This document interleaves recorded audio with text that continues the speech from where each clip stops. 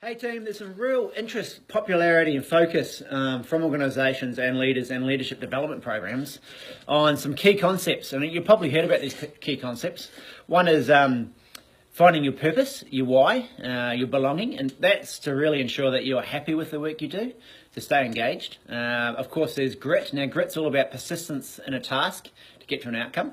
So not falling and losing way. Next is resilience, and that's all about bouncing back from hardship and adversity. Growth mindset, which is all about learning agility. And sometimes we have a growth mindset to a task, and sometimes we don't, and sometimes we sway in and out. Now, unfortunately, or fortunately, some people, these behaviours become a little bit more, or come a bit more natural, and some people have to really work at it. Now, the good thing is everybody can develop the right behaviours through some self-awareness, secondly through some knowledge on the concept or the theory, third on persistence to make sure you are achieving what you want to achieve in terms of behaviour change, fourth, some review and reflection on where you're going and where you came from. Now, this is a real deliberate process, and just purely having the knowledge about these concepts doesn't necessarily mean that you will have it or get it.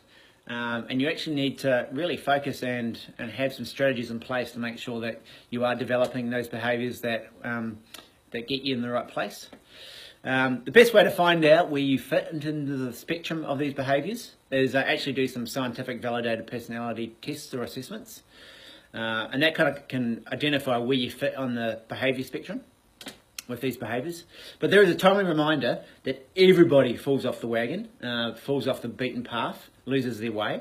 And it means that as a leader, you need to focus, you need to reflect, and you need to establish where you are and where you're going, and really develop the behaviours that are going to get you the positive outcome that you need, and also the behaviours that will create a positive reputation in your leadership space. There is ways of doing that, and as I mentioned earlier, some self-awareness is a good place to start.